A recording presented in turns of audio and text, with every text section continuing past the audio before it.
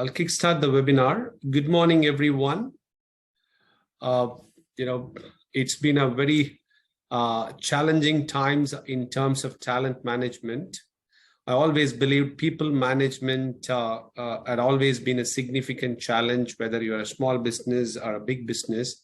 But in today's context, with the concepts of great resignation and COVID has changed the landscape, and pre-COVID, post-COVID, even the approach of the team members have completely changed.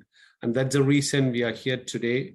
Brad and myself, we thought it's a right time for us to kind of give you a value addition in terms of choosing such a topic, how to attract and retain top talent for any business.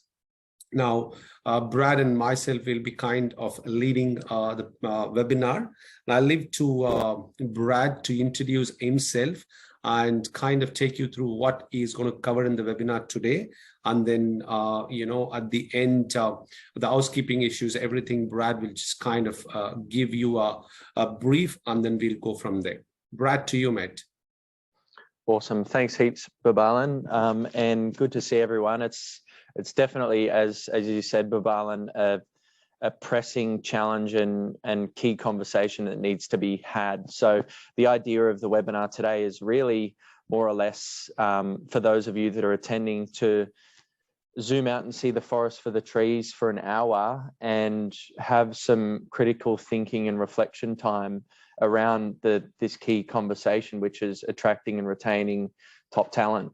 And can I just see here, have we got those jumping in yet? I'm just looking on my screen here. For some reason, I can't see everyone's faces. Let me just have a little look here. Oh, that's okay. Maybe I won't. And just a note there as well. So in terms of the chat, I actually can't see the chat, which is okay. So feel free to please, just in terms of a bit of housekeeping, as we kick it off as well, please make sure that you're fully engaged. You use the chat as much as you can. And I really want to stress the importance that whilst you're on the receiving end here today, it's important to know that it is a two-way conversation. So your engagement and interaction is very much appreciated, and that's what will make this all the merrier as we go along. So can I get a thumbs up from those of you that are all cool with that, to fully rock out and engage using the chat? Awesome. Fantastic. And so as part of and I can see the chat box here as well. I've actually got the chat here now, so it's popped up for me, which is great. So I'll touch on a few more housekeeping things in a moment. I guess Luke Hemmings would like to talk. One moment. Let's see. So, we can. Hi, Luke. Good to see you there, mate. I think Luke was just saying hello, giving us the thumbs up. So, yeah. So, just to touch on the housekeeping as well, throughout the webinar, if you can use the chat to interact, and I'll look at that, as well as Boobalan and Nirmal will take a look at that as well. And then ideally, we want to save questions towards the end. We might have some Q&A, unmute a couple of you as well to share some of your thoughts. So, as you can see on the slide there, my name's Brad Semmens. So I'm a business owner myself, accredited business advisor, and I've got a background in human resources management. So this is very much my domain that I thoroughly enjoy, all things people and businesses. And I head up BridgePoint Group's business advisory division. So BridgePoint Group established in 2011, and we're basically a one-stop shop boutique accounting and growth advisory firm. So we specialize in your bread and butter tax and accounting, as well as your legal, innovation, corporate, and business advisory services. So in terms of what we're going to cover today, so we will take a look at some key trends to be considered in the labour market right now. From there, we're going to have a look at what is actually getting in the way of organisations from attracting top talent. Then we're going to have a look at ways for you to increase your organisational attractiveness and appeal, and actually bring in more candidates when you have vacancies available. As well as from there, so you've got the attracting talent, then it's like, okay, well, we've got them in the door, we've got them on the bus. Now we want to keep them, right? So we're going to take a look at the causes of employee turnover and poor retention. From there, we're going to have a look at ways to increase employee engagement and retention. Then we'll dive into a bit of a live Q&A. So I just want to let you all know as well, it's important for you not to think that this is where you come to get all of your accurate answers. It's actually more or less, as I said at the start, it's about zooming out and giving yourself that time to critically reflect and think. So as we go through this webinar, you might get some great key takeaways, some timely reminders, some golden nuggets and insights. What's really important is you just use this time as a way for you to dive in. Well, what could be your specific challenges in terms of attracting and retaining top talent? So I'd love for you to have a pen and paper, or if you've got a Word document open as well on your screen there, to take some notes down. And as I said, it doesn't have to be a golden nugget or an insight from this presentation. It could be something that you've thought of or come up with, or something that you want to investigate a little bit further. So can I just get a okay in the chat from all of you on that? I want to see everyone say yep. And so once again, you know, we're talking about engagement. It's important that we're engaged.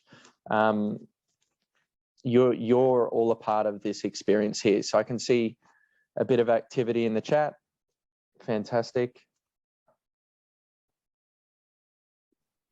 All right, well, let's jump into it. So in terms of some insights around facts and statistics right now, and so whilst this isn't current February 2023, it's important to just take a look at these statistics to help give some context to the key challenge that many organizations are facing. So in October 2022, the unemployment rate fell to its lowest that it's been in 50 years, okay? Sitting at 3.4%. That alone highlights to me, and I'm sure it highlights to you, the strain and the pressure that many organizations are facing right now. There's very little supply from our perspective, and a lot of demand right now for workers. So that there in and of itself is probably the key statistic that we want to pay attention to, just to reinforce and understand how important this issue really is for many businesses. So, and maybe just to get a bit of feedback from you guys, who here is facing challenges right now with attracting and retaining staff? Can I just get a yes or something in the chat box?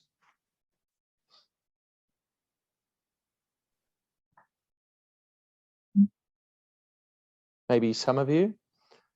Oh, and Nirmal, just make sure, I think some of the team members can unmute themselves and stuff. We just want to make sure that there's no noise interruptions there too. So I think, yeah.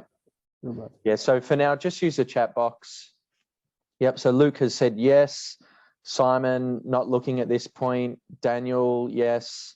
Lisa Cahill, quality staff challenging to find. Yep. Lauren Joyce, yes. Attracting, retaining is okay. Fantastic. Awesome. So employment, so conversely speaking, the employment rate in 2022 has increased by 3.8%, right? 1 in 5 businesses report that they're having difficulty in finding suitably skilled or qualified staff. 70% of talent leaders say the hiring environment is getting harder and at a record high due to the talent disruption. So similar to what Boobalan was talking about before, with Industry 4.0 occurring, all this digital transformation and stuff as well, it's just creating quite a bit of chaos for a lot of businesses that obviously need to reassess their whole job design, their workforce design and everything else. It's creating a lot of new thoughts that are rising in terms of, well, what are we actually looking for given that technology has changed so rapidly. And what does that look like in terms of a position description? What's the nitty gritty? What are we actually looking for when we want to hire people? So there's been a lot of new thought that it's arisen within business owners to wrap their heads around this key talent disruption. 69% of candidates are more likely to apply to a company if the employer brand is actively managed. Can I get a show of hands from those of you, or please just type in the chat box if you're actively managing your employer brand right now. I can see Jordan's written in there, attracting staff is crazy. Lisa Cahill, nope. No. And once again, it's not about us calling each other out and shaming ourselves, right? It's just about getting an understanding of where everyone's at and acknowledging that, you know, it's a challenge. I'm sure you've all got many plates spinning in the air, and we can't be across everything despite wanting to be. Simon Jones has said, we're starting this journey. That's awesome. At the end, maybe, Simon, it would be cool to hear from you what you've been doing in terms of starting this journey to actively manage your organization's brand. Another key statistic here is 92% of the employees would consider changing jobs with no salary increase if the opportunity was with a company that had an excellent reputation. So just to point out, I mean, I speak to many business owners every day, and it's a great privilege. One of the key patterns and themes that I come across is, you know, business owners typically think that, well, they're just looking for an increased wage, but not necessarily. So how many of you are out there, and maybe just give a comment in the chat box, whether that has been your assumption? And maybe it's been backed by plausible data and feedback that you've got from candidates or employees that have left, or maybe it's just been an assumption. Feel free to share in the chat. Because what we'll uncover in this training as well is that it's not all just about how much you're remunerating your top talent. There's a lot of other value adds that we'll dive into there as well. Okay, so I'll flick over to the next slide. So this is where the conversation really starts to get a bit more meaty. What I'm going to do here is, all right, I'll just move that across there. So the common misconception, right, is that it's a tough market. There is little supply. They're entitled and they want unrealistic employee conditions. They all want to work for the big end of town, that whole kind of thing. So often what can happen is I see a lot of, especially small business owners, they often dismiss and put themselves in a pit and other bigger businesses on a pedestal, right? So whilst I've mentioned the word misconceptions, it is true, but it's also important to realize that it is a misconception. It's very complicated. So I'm not sure if any of you have heard the saying that what you focus on is what you get, to the exclusion of everything else. So if you're running a whole heap of stories and limiting beliefs and ideas that perpetuates this idea or the reality that there is very little supply, it's hard to find the right people, so on and so forth. That can be true to some degree, but ultimately we want to bring it back to ourselves. What is within our control? How can we adjust our mindset so that we're not setting ourselves up for failure and stopping ourselves from taking those greater levels of responsibility? So there is the story that we tell ourselves. That can often be a key challenge. The second key challenge or thing that is getting in business owners or organizations' way is no talent-focused marketing strategy. So most organizations are focused primarily on attracting new talent, but not employees. So this is where maybe, if this is you right now, and please just honesty chat, honesty conversation here. Please just let me know if that's been you. Let me know if that's been you in terms of focusing on just getting clients, as opposed to building a talent pool.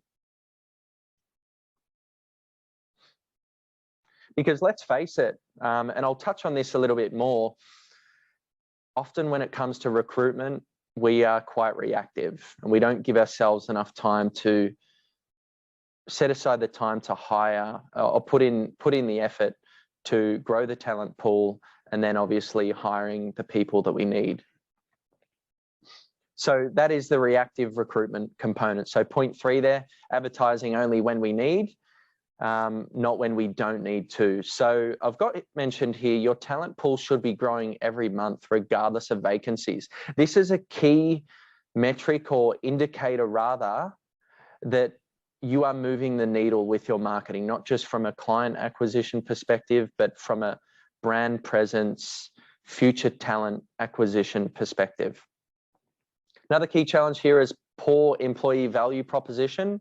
So many employment offerings are traditional and not catering to the current talent wants and needs. Organizations aren't that great at selling the vacant position. And what I'm talking to more about specifically is I've reviewed and looked at many business owners' advertisements, especially for key positions. And you can see that they're not taking the candidates on a journey. They're not appealing to their emotions and their values anywhere near as much as they can be. It's very nuts and bolts, just talking about the bare bones of the role. And often a lot of these advertisements can appear very dry. So a key tip for any of your HR departments, it may actually be worth considering if you're not doing this already, is to get your sales manager or your marketing manager to actually read over the position descriptions, or sorry, not the position descriptions, the job advertisements as well, because they might be able to share some key insights from their perspective, and you can allow for that cross-pollination of skill set into the HR or recruitment division. Can I get a thumbs up if anyone here has done that? Has got other divisions or key employees to share their perspective and their angle on advertising, on your job advertisements? Yep, Boobalan, awesome. Anyone else? Feel free to write no as well. Okay. And it's good here. I can now see those that are attending, which is good. Fantastic.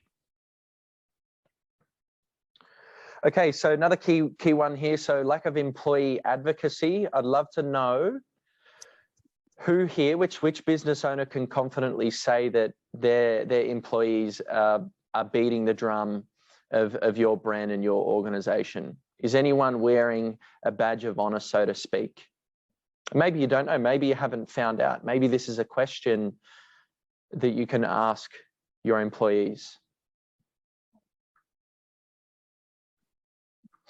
David, that was a yes to this question, I think. Luke, awesome.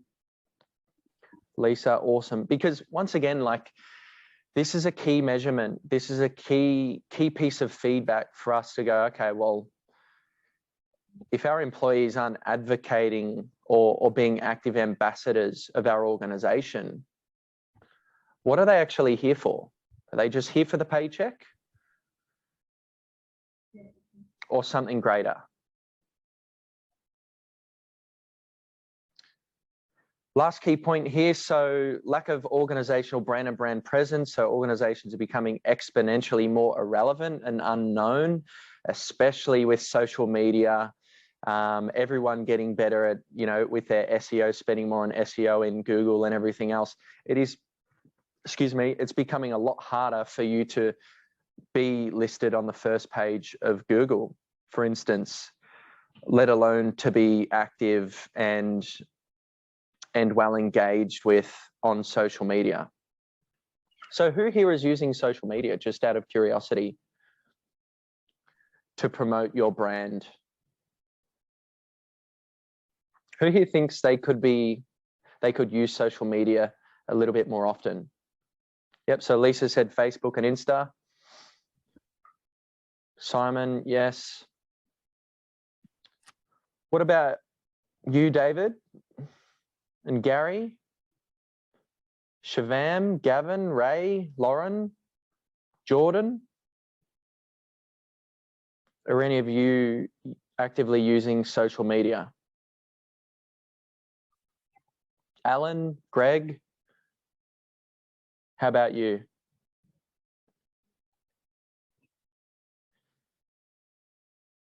Okay. Alan, no. Daniel, no. Lauren, yes. Fantastic. So a bit of a mixed bag. That's cool. So a few key points before we jump on the other slide. Now, I don't have these stats written down on the slide here, but a key stat from HubSpot, okay? 75% of active job seekers are likely to apply for a job if the employer actively manages its employer brand and their company's employee value proposition. Another key statistic here that I want to share with you, and this also comes from a HubSpot report, is a whopping 86% of workers won't work for a company that has a bad reputation with former employees. So managing your employees' expectations, reviews, and everything else, especially when they leave, is super important. It's very easy for a rotten apple to spoil your company's reputation. Who here has had an issue with that in the past, where a past employee has actually gone out and badmouthed or something's occurred, and you feel that that may have impacted on your ability to attract other key talent? Has anyone experienced that issue? It's a bit of a confession booth here, isn't it?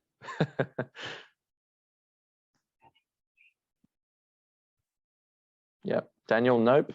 Awesome. So Lauren's also just mentioned mainly LinkedIn. What are others using? So feel free to just respond to Lauren in the chat there. That would be fantastic. Once again, whilst I'm sharing, presenting content, it's important that you realize that you're the content in this presentation as well. You are the content.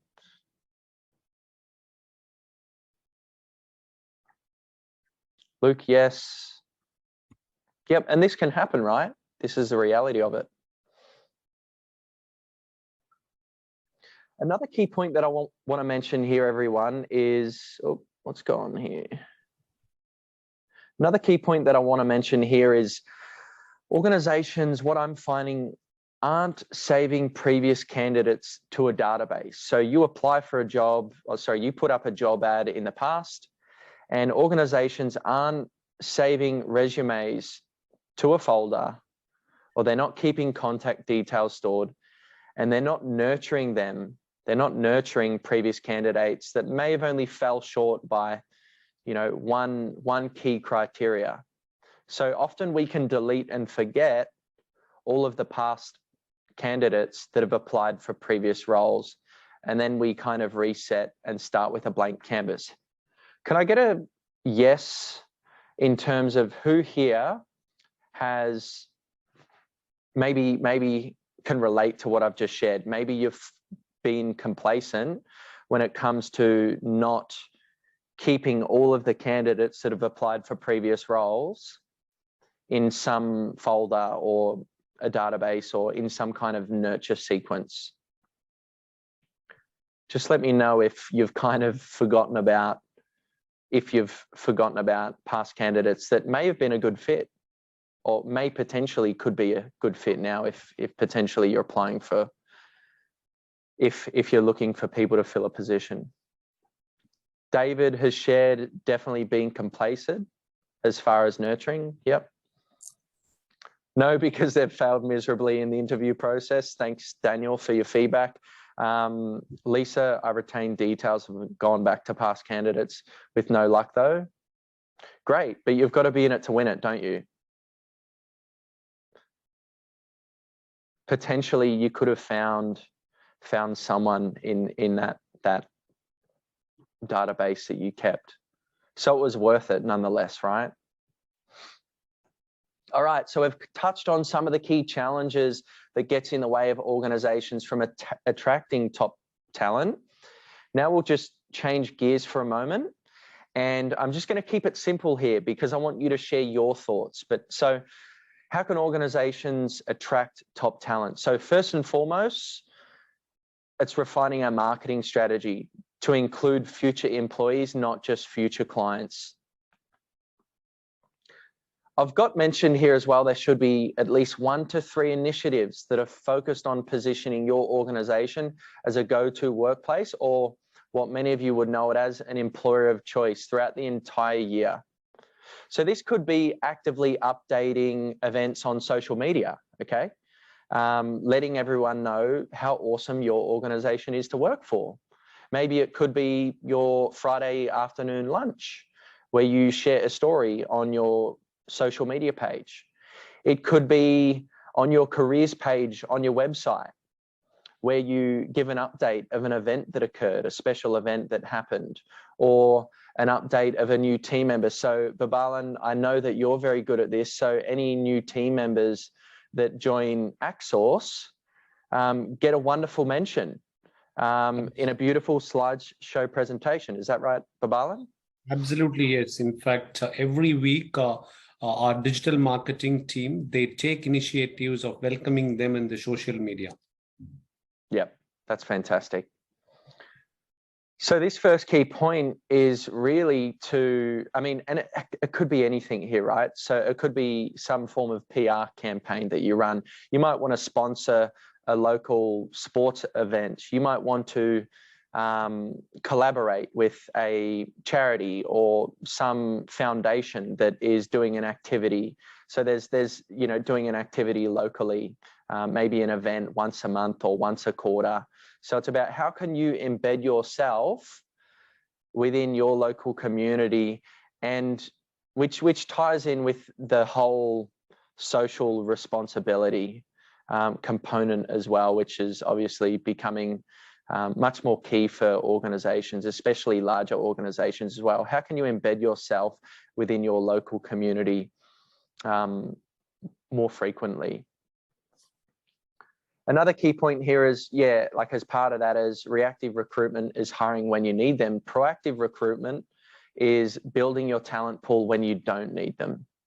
It's just a key little brain tattoo that you want to keep at front of mind. Second key point, which I'm sure you've already read, is innovate and refine your employee value proposition. So really go against the grain of your current line of thinking and step out of the working conditions, remuneration, and working from home, right? Let's dive a bit deeper. What else can we offer them? It doesn't have to be financially related. It could be in terms of some training and development initiative. It could be bringing in an external consultant to hold a workshop. It could be a host of different things. It could be having a monthly barbecue with your staff. So in your job advertisement, sharing those little 1%ers that you do for your employees that shows you really, really care and value everyone. That's what this is about. And it doesn't have to be at a high cost. In fact, it doesn't have to cost you anything. Maybe just your time and your commitment to your team. Third key point there is elevate your company culture so that employees will willingly promote and advocate your organization without you actually asking them to.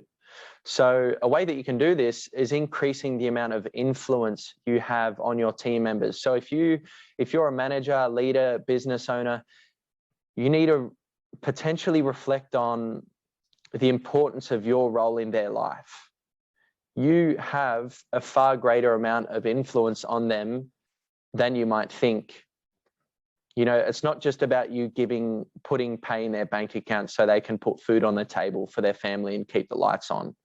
You play a much more influential role than maybe you're currently aware of. So maybe digging deep into how you can create a positive impact from a cultural standpoint on your employees, but also from a leadership, mentor, manager standpoint as well.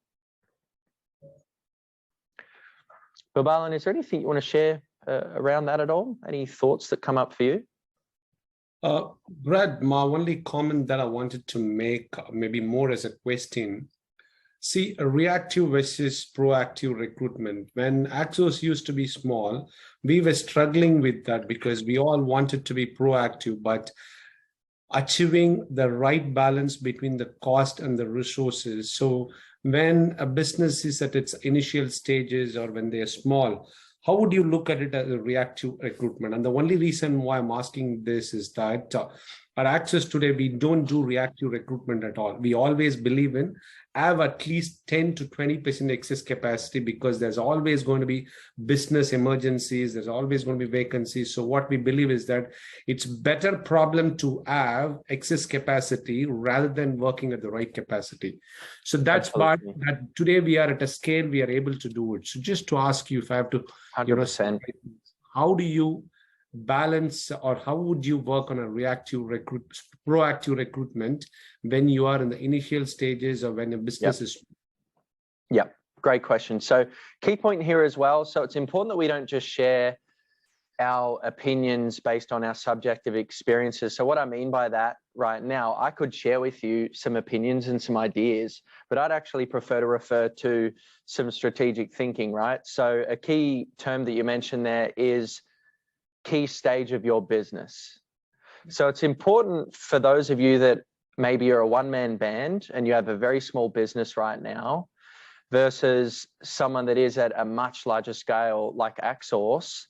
It's important to, first of all, acknowledge that maybe more of a tactical approach could be necessary for you if you're in the very early stages of your business. So maybe your business situation calls for you to be a little more reactive and short-term thinking, or maybe even when you're in crisis mode, when a whole heap of key players leave, you then go from being proactive. Well, you're still proactive if you've got some strategies running in the background, but chances are you've dialed up on reactive approaches. Maybe you're getting on the phone, you're reaching out to your networks, you're actively messaging people on LinkedIn to try and see if that, either they're interested or they know someone who's interested. So first of all, to answer that question, it's important to look at it strategically. Depending on which stage you're at in your business will determine how well you modulate between being proactive and reactive.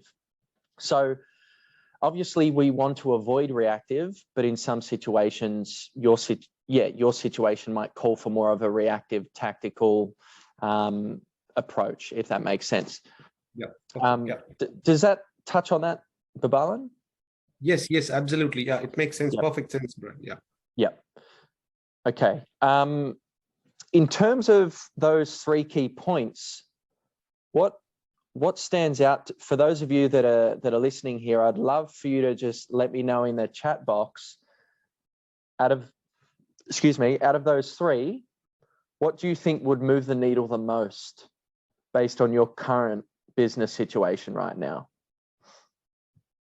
And the idea is that I want you to think about what's relevant to your business, because these strategies, I'll put it out there, may not work for you right now. I mean, I think universally speaking, they can, but I'd love for some of you, and I'm just going to open up the chat window. I'm going to speak to a couple of you right now.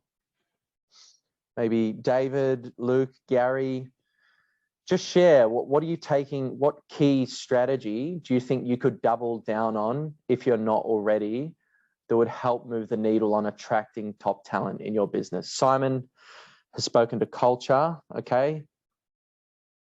Gavin, what about you, Gavin? Shivam, company culture is the long-term solution. Fantastic. Alan, innovate and refine your employee value proposition. Yeah, absolutely, Alan. And when you do that, you will then have more value that you can put in your job advertisements. Lisa, prioritize making time to promote our brand and culture. Yeah, fantastic. Lauren, what about you, Lauren? And Ray, love your engagement. Jerry and Jordan, feel free to chip in here as well as Greg. So let me just read through. So Luke has said, I think refining our marketing strategy and exploring new ways to proactively source new candidates and build a talent pool throughout the year. Fantastic. Also look at video testimonials. That's a great one. Absolutely. David, I like the idea of an extra hire in a few divisions to add some capacity and a safety net. Yep, absolutely. Jordan, we have a great culture and that is something our staff love. Focus on selling that. Yeah, absolutely. It might even be, Jordan, Jordan, I'm not sure if you have digital business cards in your business, but often a good strategy, instead of having paper business cards, if you have digital business cards, it can be a way you could potentially set a competition for your staff members to meet a random person. You know, if you're waiting in line for some food, you're waiting at a bus stop or whatever it is, create a competition and you can actually track this. So if you've got a digital business card platform that you use, in the admin panel, you can often track how many times each employee has passed on their digital business card details to someone else. And maybe you could have a raffle or a draw at the end of each month. And that can be a way that you can basically energetically and literally let the world know that you exist by having your employees engage in some type of fun challenge to promote the business. And having a digital business card in place is just a great way to track that process. Heather has said employee value proposition and make a video. Fantastic. Yeah, so these are all great ideas. What I'd love for you to do, if you've written that in the chat, I would love for you to have the rubber meet the road within the next 4 weeks and see if you can make some progress with whatever you've mentioned. Make that commitment to yourself. Make that commitment to your business. Because once again, we don't just want this to be a TV show where I'm talking to you. We want it to be more of a workshop, more of a training where you implement and hold yourself accountable out of what we share in this training as well.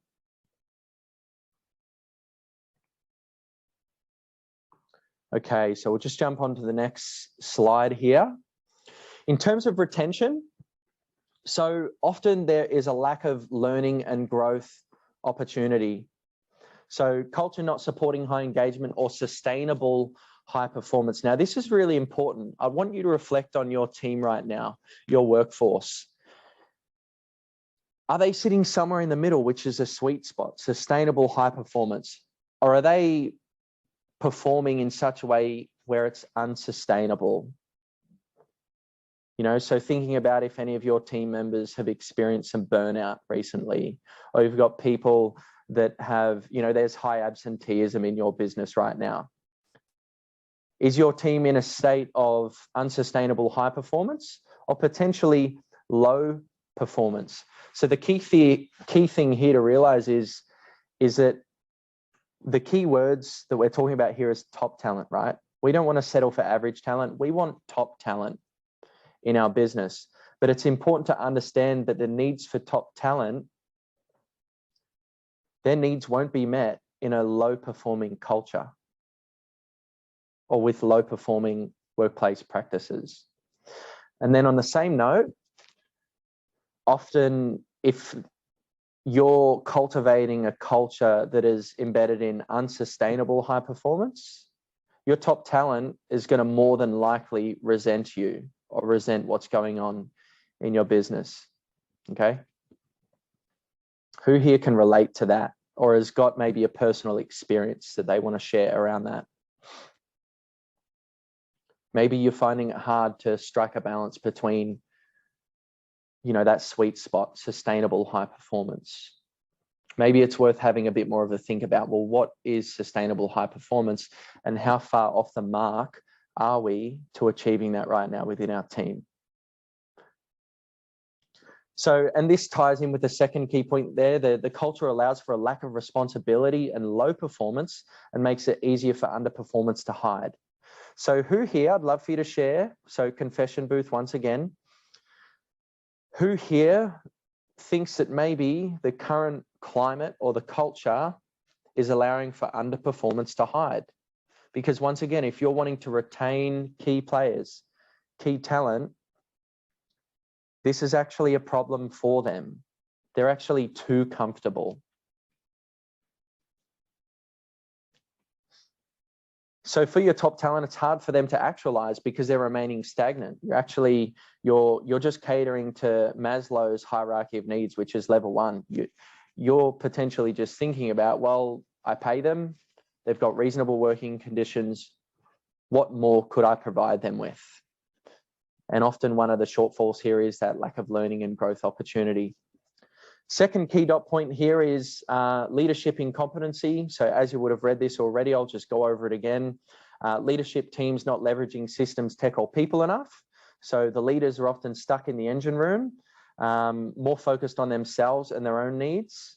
Thus, the team feels unsupported, underacknowledged, etc. And another key point here is leaders often, especially if you're more of a well-established organization and you're hoping that your top talent will want to stick around and be promoted or have the desire to go into a higher role, it's actually important for you to reflect on either yourself as a leader, manager, and also your other leaders.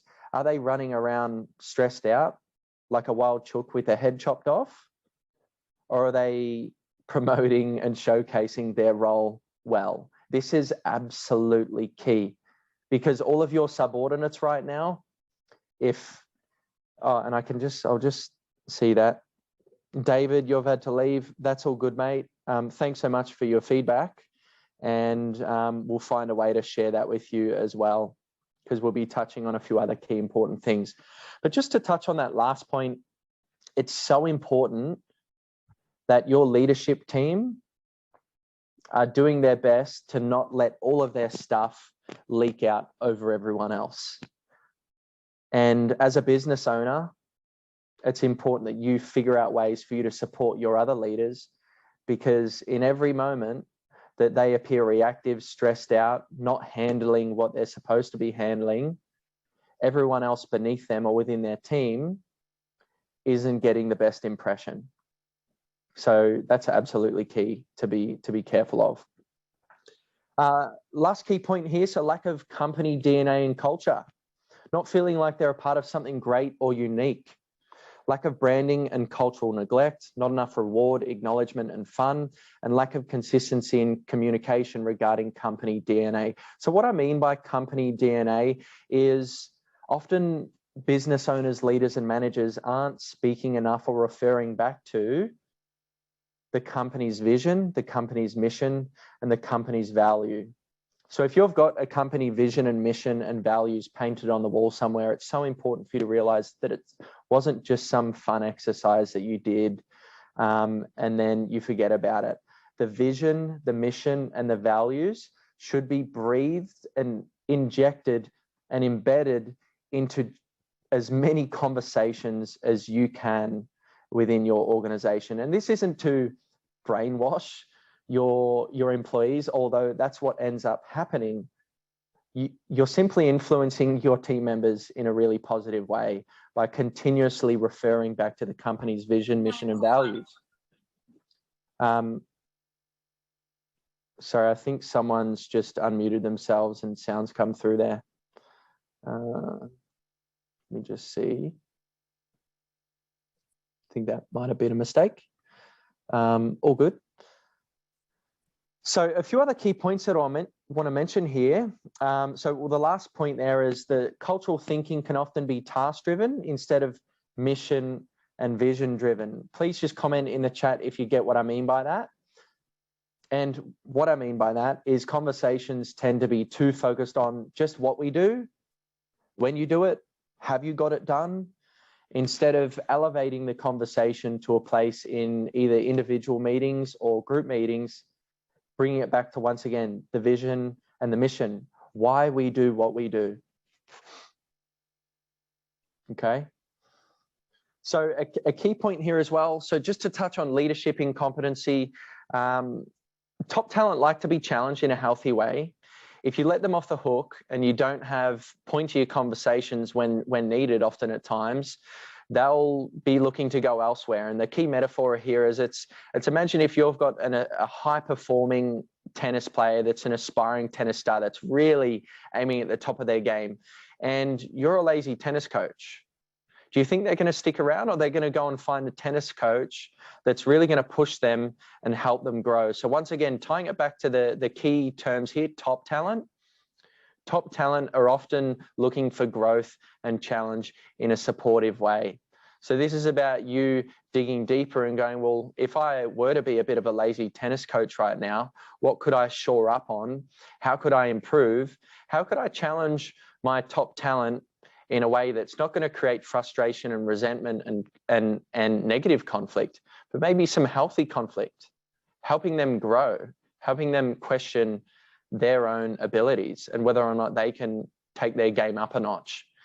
Maybe in the heat of the moment, they might react, but deep down, chances are they probably respect you. And once again, you're having more of a positive influence on your top talent. Can I just get some feedback from you there if this resonates, if this makes sense so far, what I'm sharing? And maybe let me know, do you find it uncomfortable to be a tougher tennis coach with your team members, with your high-performing talent? Is this a challenge for you? Gavin has said yes. Anyone else? Does anyone else find it challenging to strike that balance between influencing people in a positive way, but still demanding more of them?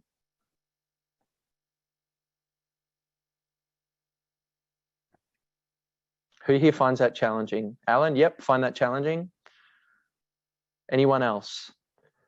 And the reason I ask that, everyone, is because from my perspective, speaking with many business owners, this is a balancing act, right? Very delicate. Simon has said, yep, always difficult to balance. Lucas said, yes, sometimes it's hard when they think you are their friend and not their employee or leader. Absolutely. So striking the balance between, being liked, but also being respected as well. That's a key one. Boobalan, is there anything you want to add to that, mate? No, mate. Yep. You said, yep. Awesome. Lisa, you've said the more you do it, the better you get at it. Absolutely. It's so important to realize that competence comes before confidence. Okay. If you feel a bit uncomfortable, hesitant, anxious to be more of a tough tennis coach, so to speak, just know that over time, you'll build out that capability as a leader. What I might do is, so we've touched on what stops organizations from retaining their top talent. I'll whiz through this last key slide. We'll do a recap and then we'll open it up to some Q&A if anyone wants to unmute themselves. So once again, we'll keep it really simple in terms of some key strategies to retain your top talent. So upgrading your culture first and foremost. So what do we mean by this? Create a culture that doesn't tolerate complacency in terms of lack of accountability, engagement, and connection. It's also, just on this note as well, it's important for you to realize that what you value as a person, as a business owner, leader, or manager, will find a way to creep into the organization. And it's important that we have the humility to reflect on our values getting in the way, our own personal values and our attitude getting in the way of impacting on employees.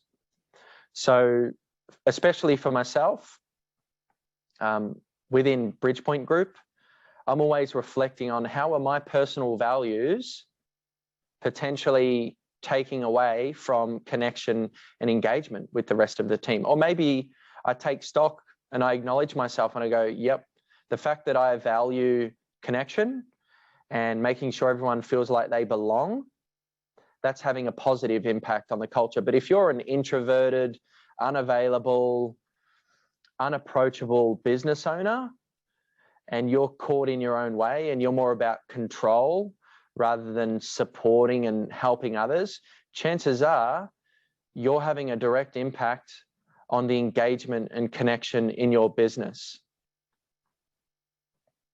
So it's really important to reflect on your tendencies as a leader, as a person, and maybe reflecting on how is this impacting negatively on the culture. Not too many people want to do that, right? Often we jump the gun and think, oh, it's the employee, it's them, it's not me. But in a situation like this, and I know I'm kind of jumping the gun here because this really does touch on the second key point, which is elevating your leadership capability. That's really what this is speaking to here. It's important for you to reflect on how you show up within yourself and the impact that that has on your employees. Often you might think that your employees are the constraints in the business, but often in a lot of cases, it's ourselves. So who here can relate to that, where you've had a bit of a humbling moment? Once again, confession booth here, everyone. Whether you've had a moment where you've gone, oh crap, I think I got in the way of that. What can I change? What can I improve? And so this is really touching on elevate your leadership capability.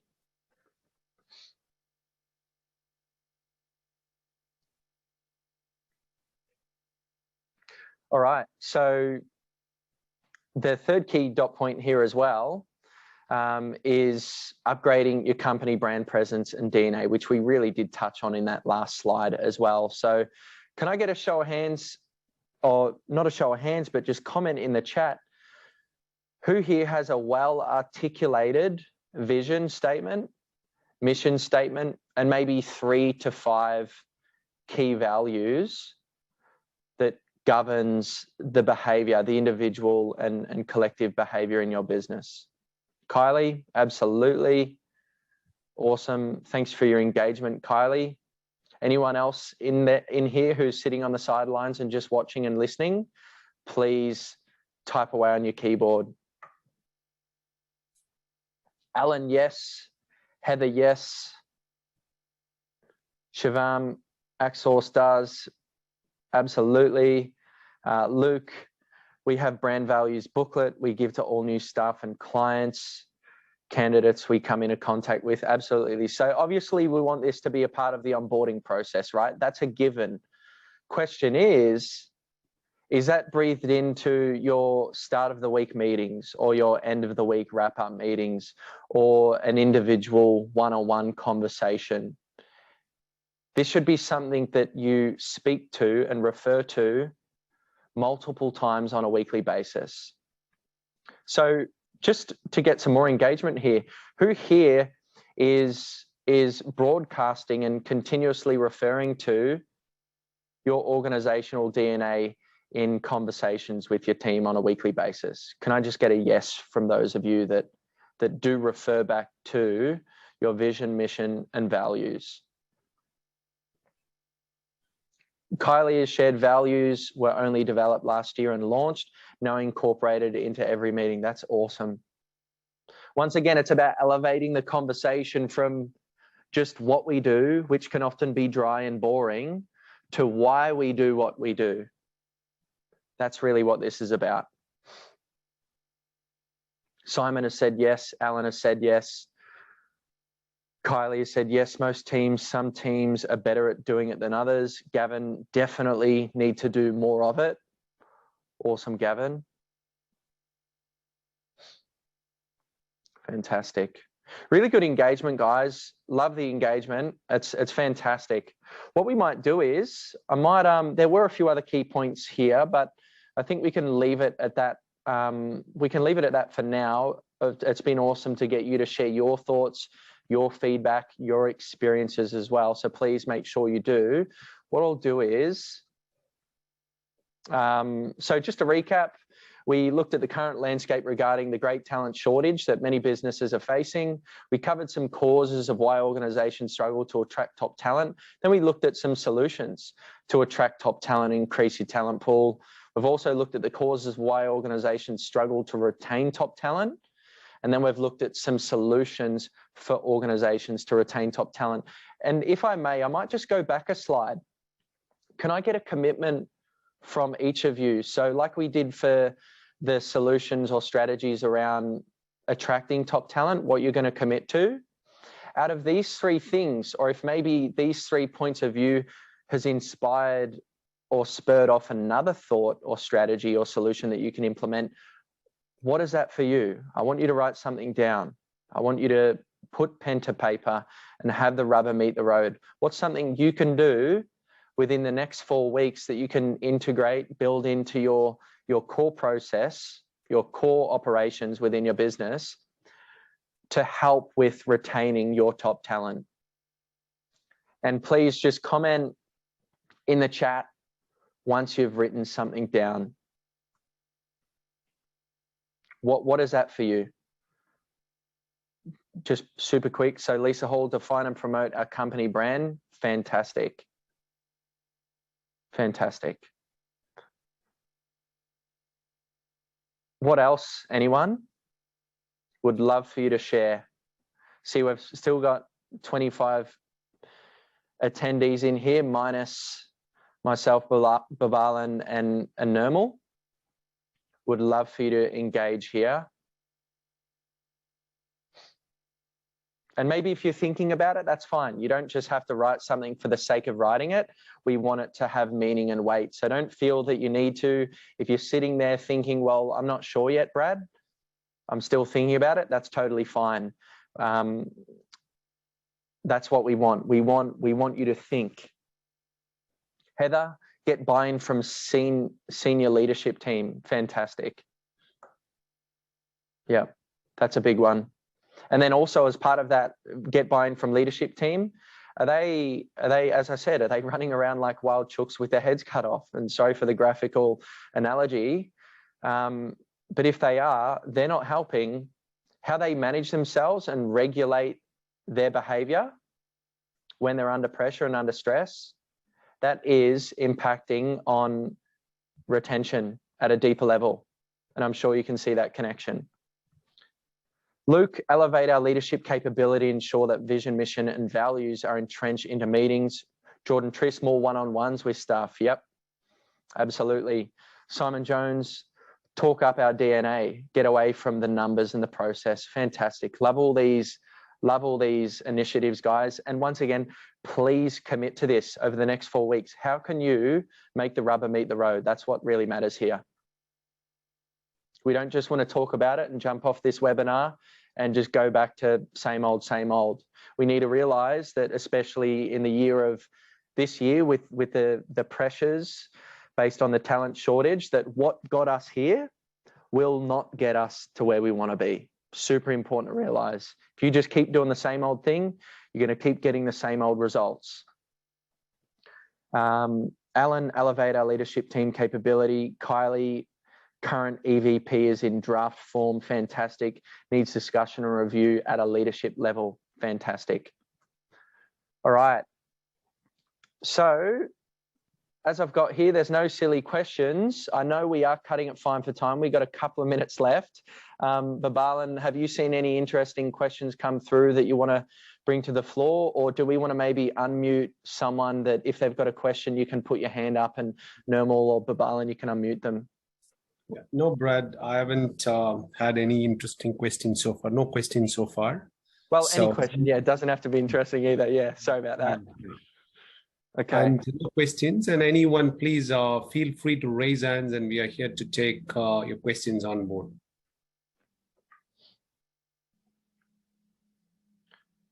Luke Hemmings has raised his hand. Awesome, Luke. Asked to unmute, so I can, oh, yep, there we go. Luke, you're unmuted. Fire away, mate. Yeah, well, thank you. Great webinar, may I say. Really, some great knowledge bombs in there. But I guess my question, as I guess a recruitment consultant to someone that has, I guess, a background in HR, I guess from your point of view, with the current landscape and kind of recruitment market attracting talent, I guess, how do you foresee and what do you kind of envision the rest of the year will look like in terms of talent retention? That's a great question, mate. That is a great question. What I'd like to do is actually put it over to the chat and see if anyone has their own answers. So I'll share my response, as well as if we can get some other diverse responses. Well, and actually, Boobalan, maybe you want to take to the floor on this one. So in terms of what's talent retention, how does that look for the rest of the year? What's ahead of us? Yeah, look, it's a great question considering today's context, and maybe today challenges a bit more. But what really boils down in terms of retaining or attracting the talent is that the number one is that be very clear on the company's expectations as well as on the candidate's expectations. And if the expectations are met, which means the candidate, the person who's going to come and join you on board, they're very clear what they can expect from the company. And that includes the company culture, the employee value proposition, their remuneration benefits, what kind of growth they will have. So, and that's all what Brad covered. This is in the first part. And second part, in a similar fashion, we should be very clear in terms of what expectations we have from the team member who's going to come on board. And I feel that if that is really met, then that's irrespective of the market challenges, you will be able to attract talent and you will be able to retain the talent. Yeah. Brad, to you, do you want to add any comments? Yeah. No, I think what I've found speaking to lots of businesses is they know they want to hire someone, they can see a gap in the business, but it's often from a simple viewpoint. So being really clear on what does the position description entail truly. So really, often business owners will put out a job ad, but they don't have a set of KPIs, a set of expectations, a set of responsibilities. They don't have that well articulated and defined.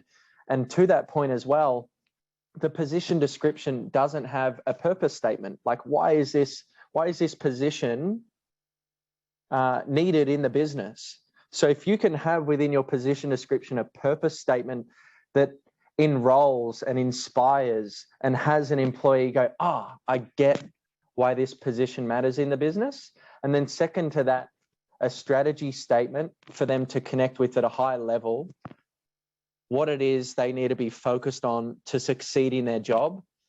So basically it comes down to being really specific with what you want. A lot of businesses, and maybe some of you can relate to this, a lot of businesses will put an ad out there. They want to hire someone because they've got problems that they need fixing. They've got holes in the boat.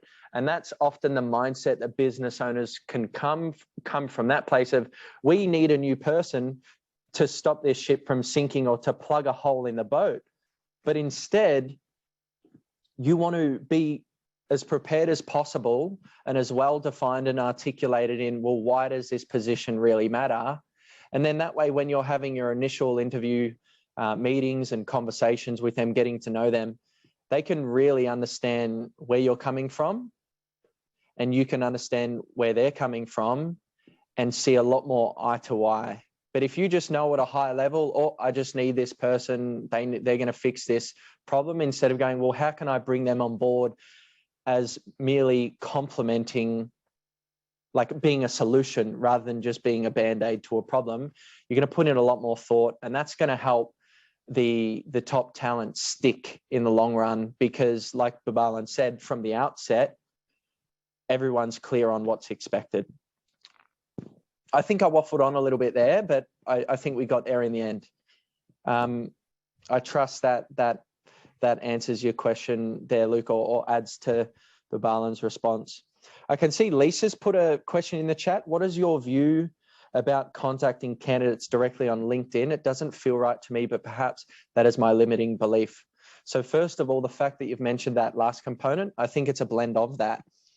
It is your limiting belief, potentially, but I think it's about stepping back and going, well, what is the strategy that I would use right now without improving it that would reinforce that limiting belief that makes it not feel right? And then going, well, how could I tweak or adjust that strategy so that you would feel in alignment with your values? You would feel like you're in a space of integrity and you're not being, a sleaze or headhunting or poaching or trying to take, you know, top talent from other businesses, how could you do it in such a way that has you connected with your values?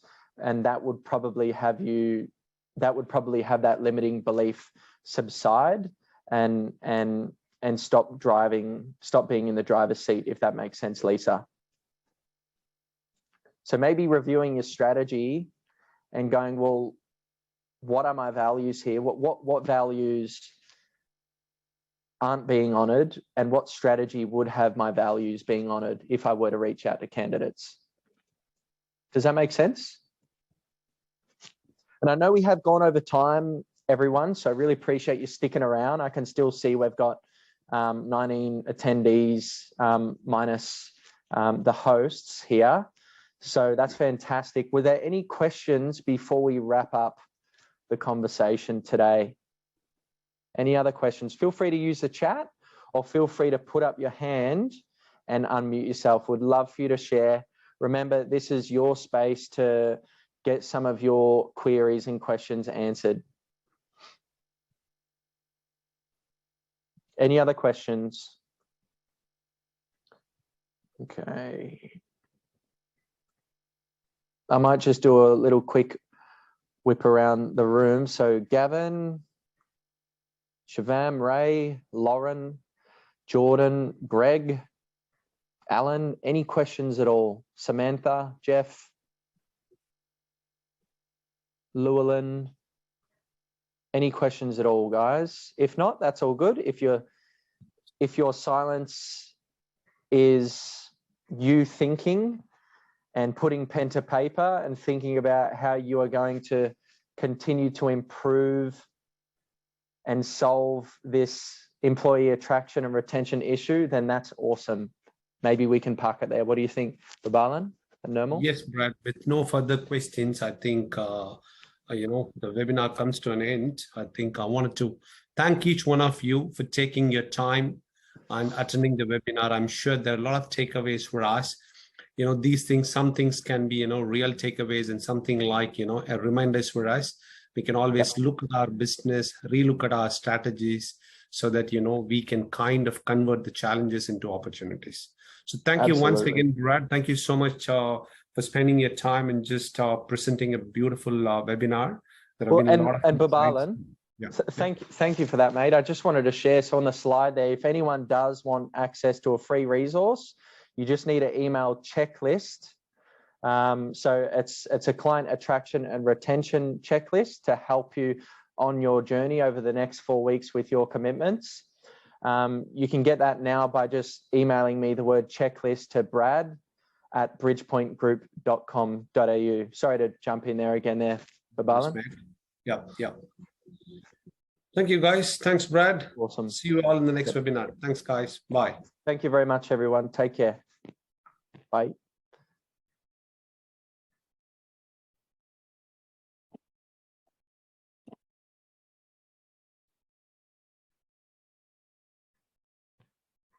Thank you.